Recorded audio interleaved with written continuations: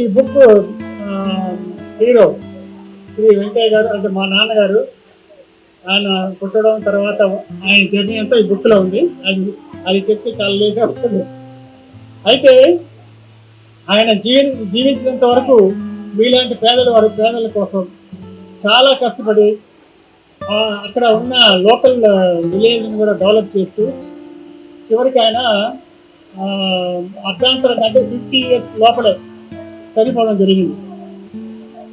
So ఆ సందర్భంగా ఈ పుస్తకాన్ని రాయడం, ఇక్కడ మీ మధ్యన మీలాంటి పిల్లల మధ్యన అంటే మీరు ఈక్వల్ టు గాడ్స్ అనమాట, గాడ్ మీ మధ్యన మేము పుస్తకం రిలీజ్ చేయాలని చెప్పేసి నేను పట్టుబట్టాను అనమాట.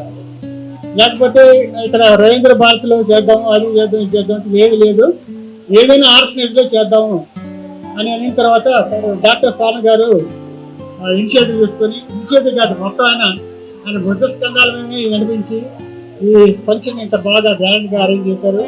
వారికి చాలా థ్యాంక్స్ చెప్తున్నాను. తర్వాత డాక్టర్ స్వామి గారు కూడా 2 ముక్కలు మాట్లాడాలని కోరుతూ సెలవు.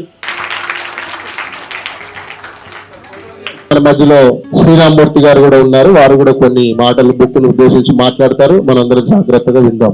వేదికను అలంకరించినటువంటి స్వామి గారికి మరియు రామచంద్రయ్య గారికి, మిగతా పెద్దలకి, సభకు ఆశిస్తున్నటువంటి చిన్నారులకి, పెద్దవారికి అందరికీ నమస్కారాలు.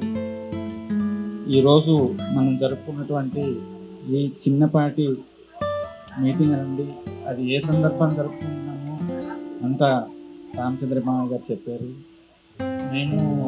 మామూలుగా నేను చిన్నప్పుడు మేము రామచంద్రయ్య గారు ఒక సేమ్ విలేజ్ నుంచి వచ్చాము, సేమ్ గ్రామం నుంచి, ఇంటి పక్కన ఇల్లు అనమాట. ఆయన తాతయ్య గారు ఎప్పుడు ఏ సందర్భంలో చనిపోయినప్పుడు అంతా మాకు బాగా తెలుసు.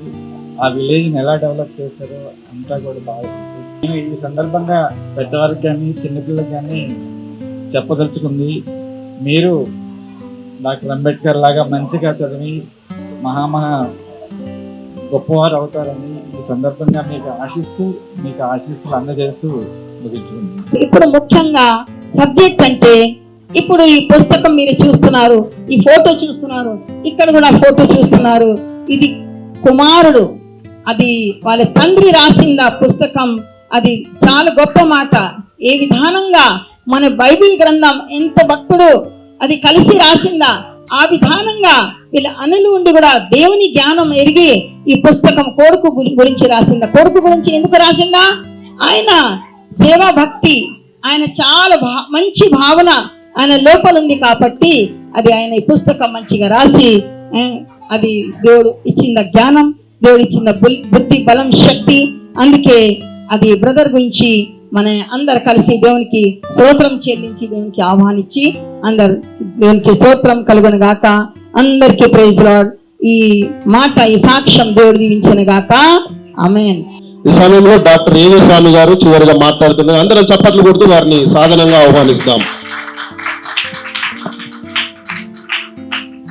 గౌరవనీయులు పెద్దలు, వేదికను అలంకరించినటువంటి రామచంద్రయ్య గారు, అదేవిధంగా మిస్సెస్ రామచంద్రయ్య గారు, అదేవిధంగా శ్రీరామ్మూర్తి గారు, మరి ఈరోజు ఇక్కడ మీటింగ్కు ముఖ్య కారణకులైనటువంటి పాస్టర్ గారు ఎవరైతే ఉన్నారో నిషా మేరీ గారు, ఇక్కడికి వచ్చిన ప్రతి ఒక్కరు కూడా దేవుని బిడ్డలందరూ కూడా నమస్కారాలు తెలియజేస్తున్నాం. మరి ఈరోజు మనం ఈ సొసైటీలో చూస్తున్నాము, ఓల్డ్ ఏజ్ అవగానే తల్లిదండ్రులను బయటికి పంపించేసి మనం ఫ్రీగా ఉండామనేటువంటి యుగం ఇది. మరి ఈరోజు అతను ఒక మహాపురుషుడు రామచంద్రయ్య గారు, అతడు తండ్రి చేసినటువంటి సేవల్ని ఈరోజు ప్రజల దృష్టికి తీసుకురావటమే కాకుండా ఒక బుక్ రూపంలో అందరికీ చిరస్థాయిగా తండ్రి కొడుకుల అనుబంధం ఏంటి, తండ్రి కొడుకులు అంటే ఏంటి అనేది సమాజానికి చక్కగా తెలియజేసినటువంటి గొప్ప మహానుభావుడు. నేను అనుకుంటాను, ఈ ప్రపంచంలో 100% ప్రపంచం అయితే దాంట్లో 5%, 6% ఇలాంటిది పిల్లలు ఉంటారు, ఇలాంటి కుమారులు ఉంటారు. మరి నిజానికి కూడా తండ్రి గురించి ఇంత గొప్పగా, తండ్రే కాదు వాళ్ళ తాతగారు చేసినటువంటి సేవలు కూడా, మరి రామచంద్రయ్య గారు తండ్రి అయినటువంటి ఎవరైతే ఇప్పుడు ఈ రోజు ముఖ్యంగా ఈ బుక్కు ఓపెనింగ్ కారణం అయ్యారంటే వెంకయ్య గారు కూడా మామూలుగా కాదు, డౌన్ ట్రేడెడ్ పీపుల్, బడుగు బలహీన వర్గాలు ఆశీర్వతనే చెప్పాలి. అన్ని కులాలు, కమ్మరి, కుమ్మరి, చాకలి, మంగలి, ప్రతి ఒక్కటి కులరీతంగా కులానుగుణంగా కాకుండా మరి ఆ రోజుల్లో బ్రిటిష్ వారితో పోరాడి మరి వారితో ఇచ్చేసినటువంటి ఘనత దక్కిందంటే వెంకయ్య గారికి అని చెప్పాలి. ఆ ఘనతని ఈరోజు ప్రజల ముందే కాదు, ఒక సొసైటీకి ఆదర్శంగా ఒక బుక్ రూపంలో తీసుకొచ్చినటువంటి రామచంద్రయ్య గారికి మనం ఎన్ని చేతులు పెట్టి దండం పెట్టినా కూడా తక్కువ నేను చెప్తున్నాను. ఎందుకంటే ఈ రోజు పరిస్థితి మనం చూస్తున్నాం. పిల్లలు తల్లిదండ్రులను అనాథాశ్రయాలలాగా ఎవరు లేరన్నట్టుగా పిల్లలు అమెరికాలో సెట్ అయిపోయి ఇంకెక్కడో సెట్ అయిపోయి మంచిగా వాళ్ళకు ఆ ఒక తండ్రి కొడుకు ఎదుగుదలకు ఎంత కష్టపడతారో మీకు అందరికీ కూడా తెలుసు. మరి అటువంటి తరుణంలో పిల్లలు ఏం చేస్తున్నారంటే రోడ్ల మీద పడేసిపోతున్నారు తల్లిదండ్రులను. మాకు అవసరం లేదు, మా పరిస్థితి అంత బాగుంది, మాకు తల్లిదండ్రులు ఆటంకం వస్తున్నారు అని చెప్పేసి పరిస్థితిలో మరి ఈ రోజు నిజంగా కూడా మనసవాచ కర్మను కూడా నేను రామచంద్రయ్య గారికి ఇచ్చేస్తున్నాను. అదేవిధంగా రామచంద్రయ్య గారు రేపు పొద్దున ఆయన చేస్తున్నటువంటి కార్యక్రమాలు కూడా వాళ్ళ కుమారులు కానీ కుమార్తెలు కూడా వెలుగులోకి తీసుకొస్తారని ఒక నమ్మకంతో మరి ఈ రోజు నాకు ఈ అవకాశం, ముఖ్యంగా ఒక వెంకయ్య గారి బుక్ నేను ఎన్నో బుక్లు ఇనాగ్రేషన్ చేశాను, కానీ అది వేరే ఆథర్స్ ద్వారా ఇనాగ్రేట్ చేశాను, వేరే ఆథర్స్ రాశారు బుక్. మరి ఇక్కడ పరిస్థితి చూస్తే ఒక తండ్రి చేసినటువంటి వాళ్ళ తాత చేసినటువంటి సర్వీస్ ను ప్రజల ముందుకు తీసుకొచ్చినటువంటి ఘనత అటువంటి బుక్ నేను ఈ రోజు ఓపెన్ చేసినంటే నాకు చాలా సంతోషంగా ఉంది. మరి ఈ రోజు అందరి సమక్షంలో కూడా మిస్సెస్ రామచంద్రయ్య గారికి కూడా హృదయపూర్వక నమస్కారాలు తెలియజేసి సెలవు చేసుకుంటాను.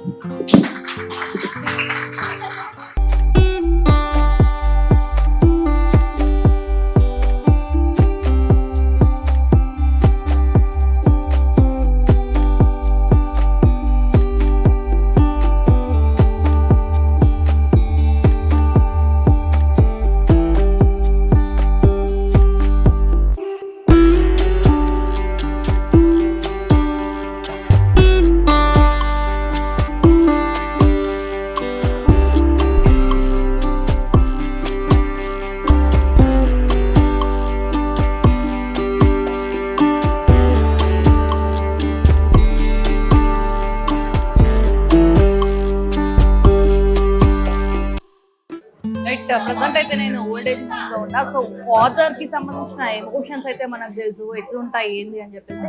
సో దీనికి సంబంధించి ఫాదర్ పైన ఒక బుక్ అయితే రాయడం జరిగింది. దీనికి సంబంధించి ప్రస్తుతం మాట్లాడడానికి బుక్ రాసిన అతను అయితే ఉన్నారు. సార్ నమస్తే. సార్ ముఖ్య ఉద్దేశం ఏంటి అసలు ఈ ఓల్డ్ ఏజ్ హోమ్ కి రావడం ఏంటిది, నాన్నకి సంబంధించి బుక్ రాయడం ఏంటి, అసలు ఏ రకంగా వచ్చింది థాట్? యాక్చువల్గా ఇది మా ఫాదర్ 1972 చనిపోయారు. చనిపోయిన తర్వాత నాకు 24th ఏప్రిల్ చనిపోయింది 1972లో 24th ఏప్రిల్ చనిపోయింది. 27th నాకు ఎగ్జామ్స్ సేమ్ అదే అప్పుడే ఆ మంతే. సో అప్పుడు నేను ఎగ్జామ్ పోనని చెప్పాను. యాక్చువల్గా మా ఫాదర్ తోటి యూనివర్సిటీ ఫస్ట్ ర్యాంక్ రావాలి నాకు, కాబట్టి ఆ ర్యాంక్ ఇప్పుడు నేను నా మైండ్ అంతా మొత్తం మా ఫాదర్ ఉన్నారు, నేను రాయలేదని చెప్పంటే మా లెక్చరర్స్ వచ్చి తీసుకెళ్ళిన తర్వాత రాశాను, కాలేజ్ ఫస్ట్ వచ్చాను, యూనివర్సిటీ ర్యాంక్ కూడా మిస్ అయిపోయింది. సో అది యాక్చువల్ జరిగిందండి. అప్పుడు మా ఫాదర్కి నాకు చాలా అనుభవం ఉంది. ఎప్పుడు మేము ఫ్రెండ్స్ లాగే ఉండేవాళ్ళం. ఆయన సడన్గా చనిపోయిన తర్వాత నా లైఫే ఒక విధంగా డిస్టార్ట్ అయిపోయింది. అప్పుడు నేను దాన్ని మర్చిపోవడానికి మా ఫాదర్ మీద పోయం రాశాను. రాసిన తర్వాత దాన్ని అది బాగా చదివిన వాళ్ళంతా బాగా చెప్పిన తర్వాత నేను ఎందుకు రాయకూడదు, వాళ్ళంతా త్యాగం చేశారు కదా అని చెప్పి ఒక మైండ్లో వచ్చి దాన్ని రాయడం ప్రారంభించాను. 2015లో ఇంకో బుక్ రాశాను, ఫాదర్ మీద కాదు, అది ఇండస్ వ్యాలీ సివిలైజేషన్ మీద. తర్వాత నెక్స్ట్ బుక్ ఇది రాశాను. సో అది యాక్చువల్ ఇన్స్పిరేషన్. సో ఏ రకంగా థాట్ వచ్చింది సార్ మీకు బుక్ రాయడం అని చెప్పేసి? నార్మల్ గా ఫాదర్ ఎమోషన్స్ మనకు తెలుస్తుంది, ఉన్నప్పుడు వాల్యూ తెలియదు, పోయిన తర్వాత వాల్యూ తెలుస్తుంది. కాకపోతే ఏంటంటే నేను ఆయన వెంటనే ఉండేవాడు, ఆయన నా వెంట ఉండేవాడు అనమాట. అంటే పెయిన్స్ లో కానీ ఎంజాయ్మెంట్ లో కానీ. సో అలాంటి అంటే యాక్చువల్గా ఒక ఫ్రెండ్ అనమాట. మన ఫ్రెండ్ చనిపోతే ఎలాగుంటుంది, ఆ డీప్ థాట్ వల్ల రాయగలిగాను. ఇంకోటి ఏంటంటే సైకిల్ ఆఫ్ ఆల్ ఈవెంట్స్ కూడా నా చిన్నప్పటి నుంచి నాకు 3-4 ఇయర్స్ నుంచి అన్నీ గమనిస్తూ వచ్చాను. అందుకని నన్ను లిటిల్ రాస్కల్ అని కూడా ఒక పేరు పెట్టాను. ఎందుకంటే ఊరిని అన్ని గమనిస్తే అన్ని తెలుసుకుంటాడు ఈజీగానే. అట్లా ఒకటి తర్వాత ఒకటి నేను రాయడం, నాకు తెలియని కొన్ని మా ముత్తాతలు, యాక్చువల్గా మా ముత్తాత అనమాట, గ్రేట్ గ్రాండ్ ఫాదర్ అయ్యన్న గారు. ఆయన ఈ grand migration from villages to the railway వర్క్స్కి రావడం వల్ల ఫ్యూచర్ జనరేషన్ అంటే మేమంతా కూడా మంచి పొజిషన్కి రావడానికి అవకాశం ఉంది. అదే సపోజ్ ఆ విలేజ్ వదలలేదు అనుకోండి, మేము అలాగే ఉండేవాళ్ళం, ఇప్పుడు కూడా పొలాల్లో పనిచేస్తూ ఉండేవాళ్ళం. సో అది ఎంటైర్ క్రెడిట్ ఇది ఒకటే మనకి ఒక మన నెల్లూరు జిల్లా ఆ ఏరియాలోనే కాదు, మొత్తం all over India in the advent of railways ప్రతి ఒక్క పిల్లోడు, అంటే ఎస్పెషలీ ఫామ్ వర్కర్స్, చిన్న రైతులు, వీళ్ళందరి పిల్లకాయలు కూడా పైకి రావడానికి కావాలంటే రైల్వేస్ వల్ల వీళ్ళకి 1850 to 1819 ఆ ప్రాంతంలోనే వాళ్ళు బాగా డెవలప్ అయ్యారు. ఇంకా ఇండిపెండెన్స్ వచ్చింది ఇంకా డెవలప్ అయ్యారు. అంటే ఇండిపెండెన్స్ మనకి రాకముందే వాళ్ళకి ఇండిపెండెన్స్ వచ్చేసింది. అంటే దే ఎంజాయ్డ్ ఫ్రీడమ్. అది అలాంటివన్నీ తీసుకొని రాశాను. సో మనం చూస్తున్నాం ఈ జనరేషన్ లో చాలా మంది ఓల్డేజ్ హోమ్ లో వదలడం జరుగుతుంది. తల్లిదండ్రులను పట్టించుకోలేని పిల్లల్ని కూడా మనం చూస్తున్నాం. సో వాళ్ళకి మీరు ఏ రకంగా సజెషన్ ఇస్తున్నారు? అంటే తల్లిదండ్రుల తర్వాత ఎవరు లేరు. నేను మా తల్లి తండ్రి ఇద్దరినే, మీరు పొద్దున్న లేచి ఏదైనా మెడిటేషన్ చేసినప్పుడు వాళ్ళే. నేను దేవుడిని నమ్మనమ్మని, నాస్తికుడిని, అంటే హ్యూమనిస్ట్ని యాక్చువల్గా. అంటే I believe only human beings, not gods. So అందువల్ల హ్యూమన్ బీయింగ్సే కాబట్టి నా ఇతివృత్తం హ్యూమన్ బీయింగ్స్ కాబట్టి వాళ్ళు ఎలాగా చేశారు, ఏం చేశారు, వాళ్ళ త్యాగాలు ఏంటి, ఇవన్నీ కూడా నాకు దాన్ని నెంబర్ వేసుకుంటూ రాశాను. అలాగే ఇప్పుడున్న జనరేషన్ కూడా వాళ్ళ తల్లిదండ్రులు ఎంతో కష్టపడి వాళ్ళు చదివిస్తుంటారు. వాళ్ళు కూడా వాళ్ళ తల్లిదండ్రుల్ని దేవుడికి నమస్కారం పెట్టే తర్వాత సంగతి, ఎవరికి ఇష్టం వచ్చినా వాళ్ళు చేసుకోవచ్చు. కానీ తల్లిదండ్రులు మటుకు మరవకూడదు. అది ఏ వచ్చినా కూడా మరవకూడదు. వాళ్ళు ఎంత త్యాగాలు చేస్తారో అంతకన్నా ఎక్కువ త్యాగం చేయగలిగిన వ్యక్తి నిజమైన కొడుకు. ప్రస్తుతం మనం మాట్లాడడానికి ఏవి స్వామి గారు మనతో ఉన్నారు. సార్ చెప్పండి, నాకు తెలిసి మీరే అరేంజ్ చేసినట్టున్నారు, ఈ సజెషన్ కూడా మీరే ఇచ్చినట్టున్నారు, ఓల్డ్ ఏజ్ హోమ్ లో చేస్తే బెటర్ అని చెప్పేసి. మీకెందుకు వస్తుంది థాట్ అసలు? సిన్స్ ఫ్రమ్ 30 years నుంచి కూడా rendering services towards the poor and down trader. దాదాపు నాకు ఒక పద్మశ్రీ అవార్డు తప్ప అన్ని అవార్డులు వచ్చాయి, నేషనల్ అవార్డ్స్ కూడా అన్ని వచ్చాయి. ఒక అవార్డు డ్యూ ఉన్నదంటే ఒకటి పద్మశ్రీ. సో ఈ పేదల ఆశీర్వాదం ఉంటే అది కూడా వస్తుందేమో. కానీ నేను అవార్డుల కోసం రివార్డుల కోసం పనిచేయను. టోటల్గా నేను కష్టపడి పైకి వచ్చాను. మా నాన్నగారు ఒక లేబర్ ఉండి అసలు చాలా కష్టపడి మమ్మల్ని పెంచాడు. తర్వాత మా సంతానంలో కూడా నేను అందరికంటే కూడా చాలా కష్టపడి పైకి వచ్చాను. ఒక PhD వరకు కూడా, ఒక డాక్టరేట్ వరకు కూడా. అంటే అవార్డు చేసిన డాక్టరేట్లు వేరు, ఒక ఫిలాసఫర్గా చదివిన డాక్టరేట్ వేరు. మా నాన్నగారు 33 years రైల్వేలో సర్వీస్ చేశారు. మేము ఈ స్థాయికి వచ్చినామంటే రామచంద్ర గారు చెప్పినట్టు చాలా కష్టాలు. అంటే కొన్ని సందర్భాన నాన్నగారు అసలు ఫుడ్ లేని పరిస్థితి, రోడ్ల మీద కూడా ఎవరైనా అన్నం పెడితే బాగుండేమో అనే పరిస్థితిలో నాన్నగారు మమ్మల్ని పెంచారు. సో నేను అది ఒకటి ఇన్స్పిరేషన్ తీసుకొని ఖచ్చితంగా నాన్నగారు పడేటువంటి బాధలు ఏ పిల్లలు కూడా పడకూడదు. మనం ఇటువంటి ప్రోగ్రామ్ ఏ స్టార్ హోటల్లో చేస్తాం, దానికి గుర్తింపు ఉండదు. నేను ఫస్ట్ నుంచి కూడా ఈ ఆర్ఫనేజ్, ఈ డెస్టిట్యూట్స్, స్ట్రీట్ చిల్డ్రన్స్, దాదాపు నేను ఒక 150 మంది స్టూడెంట్స్ని ఒక ప్రయోజకులుగా తయారు చేశాను. ఒక రీసెర్చ్ స్కాలర్గా ఇంటీరియర్ ఏరియాలు నేను PhD కూడా Panchayati Raj institutions and urban and rural development మీదే ఇచ్చేసాను. అంటే అర్బన్ రూరల్ డెవలప్మెంట్ ఎట్లా ఉంటుంది, అర్బన్ దీంట్లో ఎలా ఉంటుంది, రూరల్గా ఏ విధంగా ఉంటుంది అని చెప్పేసి దాని మీదే చాలా కష్టపడి భారతీయ యూనివర్సిటీ కోయంబత్తూరు నుంచి ఒక స్కాలర్గా. సో నేను అనేది ఏంటంటే ఈరోజు రామచంద్రయ్య గారు తీసుకున్నటువంటి ఈ మంచి ఉద్దేశము ప్రతి ఒక్కరు కూడా ఇన్స్పిరేషన్గా తీసుకొని, ఇప్పుడు మీరు అన్నట్టు తల్లిదండ్రులు ఉన్నప్పుడు విలువ తెలియదు, కొవ్వొత్తి పోయిన తర్వాత ఒక దీపం విలువ దీపం పోయి ఆరిపోయిన తర్వాత తెలుస్తుంది. ఈరోజు నా నాన్నగారు ఉండుంటే బాగుండేమో, ఈరోజు నాన్నగారిని నేను చూడలేను, నాన్నగారి పరిస్థితి. సో నాన్నగారు చూడకుండా నాన్నగారి కష్టాలు, ఎటువంటి కష్టాలు పేద ప్రజలు పడకూడదని చెప్పేసి నాన్నగారి జ్ఞాపకార్థం కోసం సాయిబాబా టెంపుల్ కూడా కట్టించారు ఊర్లో. సాయిబాబా టెంపులే కాదు, ఎన్నో చర్చులకు కానీ గుళ్ళకు కానీ ఇప్పుడు సాయం చేస్తూనే ఉన్నాను, నా వంతు చేస్తూనే ఉన్నాను. 33 years కూడా నేను సర్వీస్ చేస్తున్నాను. అసలు ఈరోజు కాంటెస్టెడ్ ఎమ్మెల్యే కూడా చేశాను, కంటోన్మెంట్ నుంచి సర్పంచ్, ఇవన్నీ చేసుకుంటూ రాజకీయం కూడా ఎన్నో పదవులు చేసి ఏఐసిసి లెవెల్లో, టీపీసీసీ లెవెల్లో కూడా అన్ని చేసుకుంటూ వస్తున్నాను. ముఖ్యంగా నా ఫోకస్ అంతా కూడా డౌన్ ట్రోడన్ గురించి. ఏ పిల్లలు కూడా బాధపడదు. ఇప్పుడు ఎవరన్నా వచ్చి సార్ నేను ఫీజు కట్టలేని పరిస్థితి ఉంది, నా వంతు తోచింది నేను వాళ్ళకి ఇచ్చేసి.